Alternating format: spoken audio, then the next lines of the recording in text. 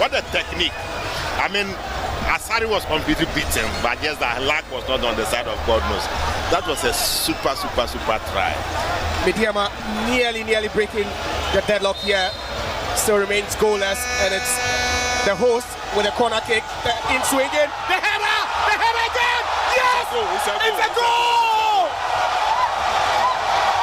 Midiama Sporting Club grab the opening goal here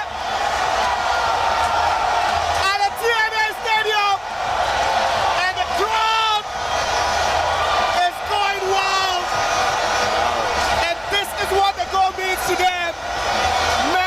Kofi Babil with the last and most important touch, and that will give Midiama the lead in the inauguration game here. It's Midiama 1, Kotoko 0.